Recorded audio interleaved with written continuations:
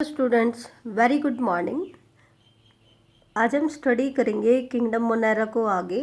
तो देखो, कुछ सैप्रोफिटिक बैक्टीरिया के बारे में हम डिस्कस कर रहे थे, उसी को हम आगे कंटिन्यू करेंगे। नेक्स्ट हम शुरू कर रहे हैं डीकम्पोजिंग बैक्टीरिया। कैसे बैक्टीरिया हैं? Decomposing bacteria. नाम से ही पता चल रहा है डीकम्पोज करेंगे मैटर को। इसका मतलब जो हमारा डेड एंड डिकेइंग मैटर है उसको डीकम्पोज करें। That means they protect our environment. तो इन्वायरमेंटल प्रोटेक्शन में इनका इंपॉर्टेंट रोल होता है। तो इसमें कौन कौन से बैक्टीरिया इंपॉर्टेंट रोल प्ले करते हैं, ये कई बार बोर्ड एग्जाम, इसमें नीट एग्जाम्स में क्वेश्चन आया है। सूडोमोनाज, ध्यान से देखना। सूडोमोनाज जो है इसको सुपर बग भी कहा जाता है।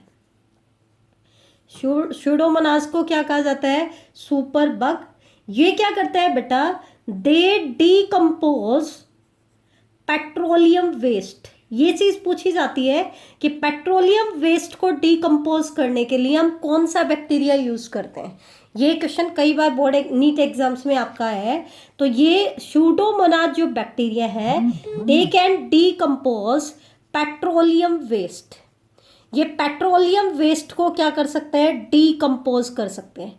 जैसे आपने देखा होगा कई बार जब शिप के थ्रू हम अपना इंपोर्ट कराते हैं ऑयल को, तो कई बार शिप में लीकेज हो जाती है, तो एक्वाटिक बॉडी के अंदर पूरा ऑयल स्प्रेड हो जाता है। अब ऑयल सरफेस पे रहता है और लाइट को और उनको रिपेल भी करता है, ऑक्सीजन को डिफ्यूज नहीं होने देता। तो जितने भी एक्वाटिक फ्लोरा एंड फोना होते हैं उनके लिए बहुत बड़ी प्रॉब्लम क्रिएट हो जाती है। तो वो एक्सटिंक्ट होना शुरू हो जाते हैं, उनकी डेथ शुरू हो जाती है। तो उस ऑयल को डिग्रेड कराया जाता है। तो वो कैसे डिग्रेड करा सकते हैं? बैक्टीरिया की हेल्प लेते हैं हम। किसकी हेल्प लेते हैं? बैक्टीरिया की। तो उनमें से एक बैक्टीरिया है सूडोमोनाज। इसको हम सुपर बग भी कहते हैं, बहुत इंपॉर्टेंट है। तो ये जो प्रोसेस होता है पेट्रोलियम वेस्ट को डिकम्पोज कराना, इसको हम कहते हैं बायो रेमिडिएशन। क्या कहते हैं बेटा? Bio remediation. That means Pseudomonas जो है उसका बायो रेमिडिएशन में एक स्ट्रोंग इफेक्ट आता है। ठीक है। और even they have the ability to decompose a variety of antibiotics. ये एक वेराइटी ऑफ एंटीबायोटिक्स को भी क्या कर सकती है? डिग्रेड कर सकती है। एक तो हमने कहा पेट्रोलियम वेस्ट को डिकम्पोज कर देगी, एक एंटीबायोटिक्स की भी एक बहुत सारी रेंज है जिनको ये डिग्रेड कर देती है। तो पहला एग्जाम्पल डीकम्पोजिंग बैक्टीरिया में हमने पढ़ा सूडोमोनास। दूसरा एग्जाम्पल हम पढ़ेंगे बेटा फ्लावोबैक्टीरियम।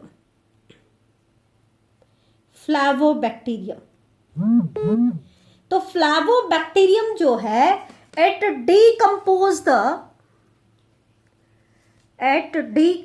The pesticide. ये पेस्टिसाइड्स को डीकम्पोज कर देते हैं। कौन सा पेस्टिसाइड? 2,4-D। 2,4-D क्या होता है बेटा? 2,4 डाइक्लोरोफिनॉक्सी एसिटिक एसिड होता है। ये बेटा एक टाइप का ऑक्सिन हार्मोन होता है, विडिसाइड के तौर पर भी हम इनको यूज करते हैं। तो ये उस केस में एक पेस्टिसाइड का भी काम कर रहे हैं। तो 2,4 डाइक्लोरोफिनॉक्सी एसिटिक एसिड। आपको पता है कि ये केमिकल जो होते हैं अगर ये इनको डीकम्पोज ना किया जाए, ठीक है, तो उस केस में ये फूड चेन के अंदर एंटर कर जाते हैं और बायोमैग्निफिकेशन कराते हैं, मतलब हार्मफुल इफेक्ट इनके आते हैं। तो इनको डीकम्पोज कराया जाता है विद द हेल्प ऑफ फ्लावोबैक्टीरियम। तो दो एग्जाम्पल डीकम्पोजिंग बैक्टीरिया में अभी तक हमने पढ़े हैं। एक तो क्या पढ़ा है? सूडोमोनास। वो तो किसको डीकम्पोज करता है बेटा? एक तो पेट्रोलियम वेस्ट को और दूसरा ए वेराइटी ऑफ एंटीबायोटिक्स को। दूसरा हमने एग्जाम्पल पढ़ा फ्लावोबैक्टीरियम का, ये पेस्टिसाइड 2,4-D को डीकम्पोज करता है। तीसरा एग्जाम्पल मैं आपको बता रही हूं एसिटोबैक्टर एरोजेंस। ये जो बैक्टीरिया है ये डीकम्पोज करता है डीडीटी को। डीडीटी की फुल फॉर्म क्या होती है? Dichloro diphenyl ट्राइक्लोरोइथेन। ट्राइक्लोरोइथेन, ठीक है। तो ये आपका तीसरा एग्जाम्पल है आपका किसका? एसिटोबैक्टर एरोजीन्स का। किसका एग्जाम्पल है? एसिटोबैक्टर एरोजीन्स। और ये किसको डिकम्पोज करता है? डीडीटी को डिकम्पोज करता है। अब नेक्स्ट कैटेगरी आती है बैक्टीरिया की बेटा, पॉल्यूशन इंडिकेटिंग बैक्टीरियाज। ऐसे बैक्टीरियाज जो पॉल्यूशन को इंडिकेट करते हैं, पॉल्यूशन इंडिकेटिंग बैक्टीरियाज। तो पॉल्यूशन इंडिकेटिंग बैक्टीरियाज में सबसे पहला नाम जो आता है ना बेटा, वो ई कोलाई का आता है। क्योंकि मेन जो पॉल्यूशन होता है वाटर के अंदर, वो पॉल्यूशन किसका होता है? एक्सक्रीटा का। और आपको पता है ई कोलाई जो बैक्टीरिया है ये ह्यूमन के इंटेस्टाइन में एज ए सिम्बायोंट रहता है। अब ह्यूमन के इंटेस्टाइन में है तो दैट मीन्स ह्यूमन एक्सक्रीटा में भी प्रेजेंट होगा। तो अगर जो वाटर सैंपल है उसके अंदर ई कोलाई की अमाउंट ज़्यादा मिलती है, किसकी अमाउंट ज़्यादा मिले? ई कोलाई की। High number of E coli अगर आपको मिलते हैं तो इसका मतलब क्या है कि वो वाटर हाईली पोल्यूटेड है। That means it is not suitable for human use. Highly polluted water है। तो एक तो पॉल्यूशन को कौन इंडिकेट कर रहा है? E coli. कैसे? क्योंकि ई कोलाई ह्यूमन के इंटेस्टाइन में प्रेजेंट होता है तो ह्यूमन के एक्सक्रीटा में भी प्रेजेंट होता है। अगर उस एक्सक्रीटा को डिस्चार्ज किया जाए वाटर बॉडीज में तो ई कोलाई बैक्टीरिया जो है उनका नंबर इंक्रीज होगा वाटर के अंदर। तो जब हम उस वाटर को चेक करते हैं और उसमें ई कोलाई की अमाउंट हाई मिलती है, उसका नंबर हाई मिलता है, इसका मतलब वो वाटर हाईली पोल्यूटेड है। तो इसका मतलब वो ह्यूमन कंजम्पशन के लिए सुटेबल नहीं है। इसके अलावा और कौन कौन से बैक्टीरिया जो पॉल्यूशन को इंडिकेट करते हैं? जैसे कि साल्मोनेला टाइफी। साल्मोनेला टाइफी जो है ये भी बता देते हैं हमें पॉल्यूशन के बारे में कि वाटर पॉल्यूटेड है या नहीं है। इसी तरीके से विब्रियो कॉलरे जो कॉलरा डिजीज कॉज करता है ये भी पॉल्यूशन इंडिकेटर का काम करता है। साइजेला सिडेंट्रिए, साइजेला डिसेंट्रिए, ये भी पॉल्यूशन इंडिकेटर का काम करता है। लेकिन मेन पॉल्यूशन इंडिकेटर का काम किसने किया है? ई कोलाई ने। किसने किया है बेटा? ई कोलाई ने। ठीक है। अब आती है नेक्स्ट कैटेगरी आपकी बैक्टीरिया की, that is the bacteria that are use for sewage disposal. अब अगर वेस्ट मैटर को हम वाटर बॉडीज में डिस्चार्ज करें तो वाटर बॉडीज पोल्यूटेड हो जाती हैं, तो उससे उस वाटर बॉडीज के फ्लोरा और फोना क्या होते हैं? अफेक्ट होते हैं। ठीक है। तो हम नहीं चाहते कि हम उसको वहां पे डिस्चार्ज करें, तो फिर सीवेज को हम कहाँ डिस्चार्ज करें और कैसे करें? तो सीवेज को डायरेक्टली डिस्चार्ज नहीं किया जाता है, पहले उसको डीकम्पोज कराया जाता है ताकि उसके अंदर जो भी ऑर्गेनिक मैटर है उसको डिग्रेड कर दिया जाए। उसको हम कहते हैं प्योरिफिकेशन ऑफ सीवेज। तो ध्यान देना, इसके लिए भी हम किसको उसको डिस्पोज करने से पहले सीवेज को ट्रीट किया जाता है, उसको क्लीन किया जाता है, उसको प्योरीफाई किया जाता है। और वो काम कौन करेगा? बैक्टीरिया। बैक्टीरिया क्या करते हैं? They degrade the organic matter, they degrade the organic matter, so they purify the sewage, they purify the sewage। जैसे आपने कुछ सालों पहले सुना होगा, मोदी ने भी शुरू किया था the purity of Ganga water. Ganga action plan हमने बनाया था। तो जो प्योरिटी ऑफ गंगा वाटर है, क्योंकि गंगा हमारी एक पवित्र नदी मानी जाती है, लेकिन बहुत ज़्यादा ये पॉल्यूटेड हो गई थी, तो गंगा का प्योरिफिकेशन शुरू किया गया। और मेनली जो बैक्टीरिया यूज किया गया गंगा को प्योरीफाई करने के लिए वो कौन सा बैक्टीरिया है? डैलोविब्रियो बैक्टीरियोवोरस। कौन सा है? मैं नाम लिख रही हूं, डैलोविब्रियो बैक्टीरियोवोरस। ये जो बैक्टीरिया है इसको यूज किया गया गंगा वाटर को प्योरीफाई करने के लिए। वैसे तो और भी बहुत सारे बैक्टीरिया इसके साथ मिक्स करके यूज किए गए, लेकिन मेनली जिसका रोल था वो कौन सा था? डैलोविब्रियो बैक्टीरियोवोरस। ठीक है, ये एक्चुअल में ये बैक्टीरिया कैसा होता है? It can parasitise other gram negative bacteria. तो ये दूसरे ग्राम नेगेटिव बैक्टीरिया के ऊपर एज ए पैरासाइट रहता है, तो उनको क्या करेगा? किल करेगा। तो हमारे वाटर को क्या करेगा? प्योरीफाई करेगा। तो ध्यान देना, प्योरिटी ऑफ गंगा वाटर में जो बैक्टीरिया मेनली यूज होता है वो कौन सा है? डैलोविब्रियो बैक्टीरियोवोरस। ठीक है, तो ये थी इसकी एप्लीकेशन सीवेज डिस्पोजल में।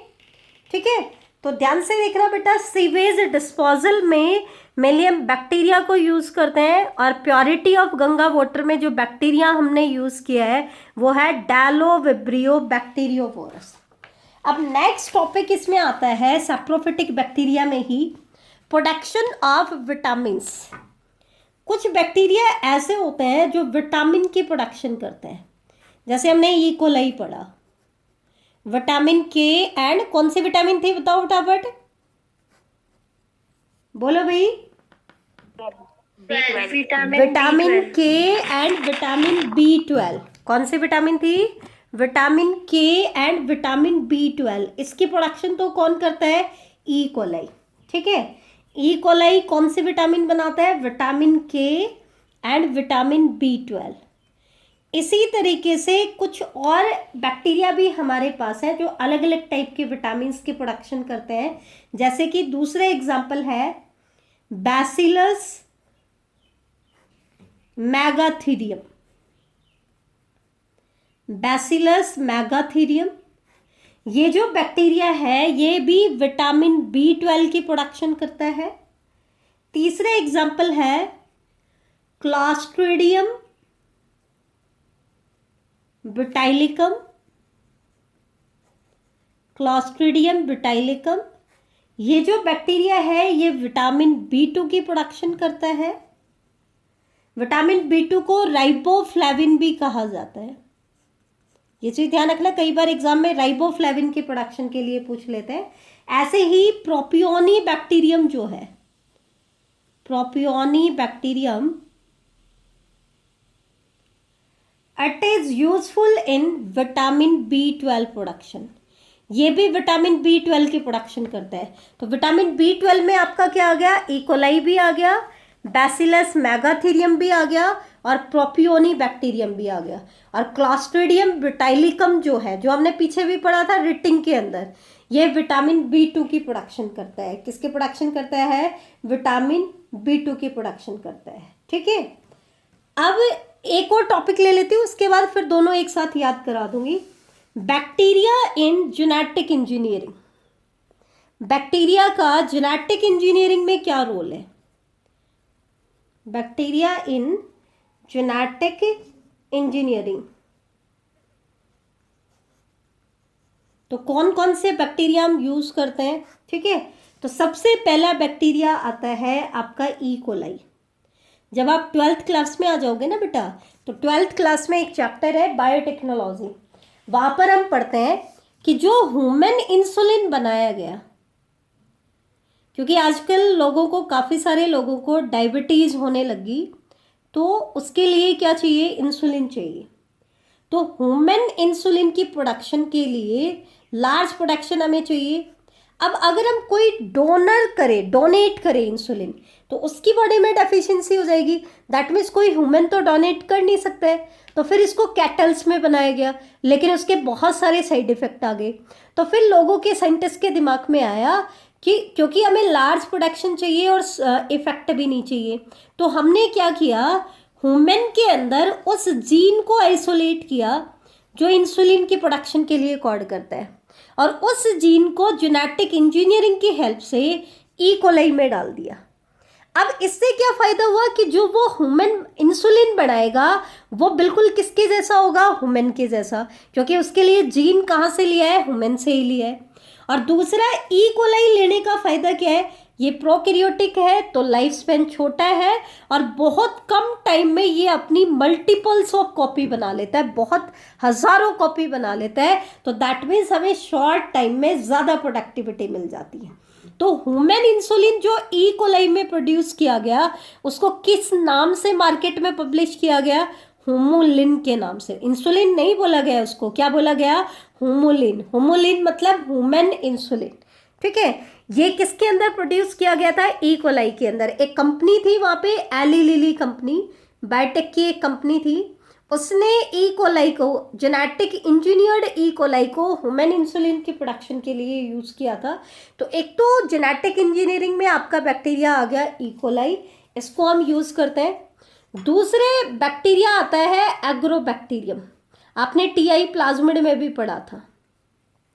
एग्रोबैक्टीरियम जो बैक्टीरिया है इसमें हमने पढ़ा था कि इसके अंदर टीआई प्लाज्मिड होता है और उस टीआई प्लाज्मिड में हमने मॉडिफिकेशन कर दी थी। क्या, उसके टीआई प्लाज्मिड में जो टी डीएनए वाला पार्ट था उसको हमने हटा दिया और उसकी जगह पे कोई डिजायर्ड जीन डाल दिया, ठीक है। तो एक चीज ध्यान रखना, ये जो इंजीनियर्ड एग्रोबैक्टीरियम है इसको मेनली यूज किया जाता है क्रॉप इंप्रूवमेंट प्रोग्राम्स में, मतलब क्रॉप वेराइटीज को हमें इंप्रूव करना है।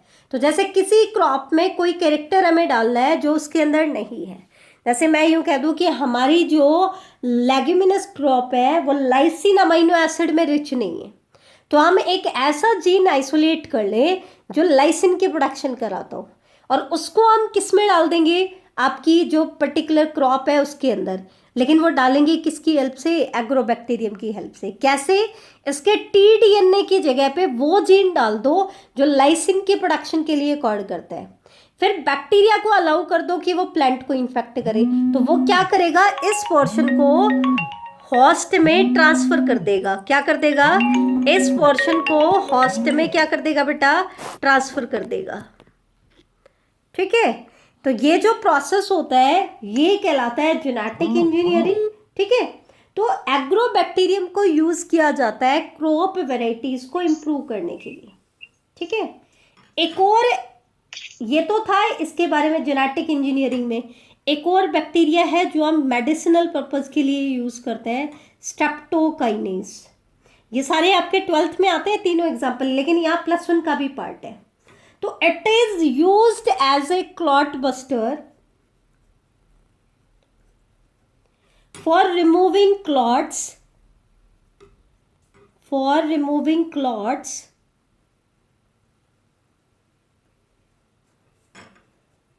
from blood vessels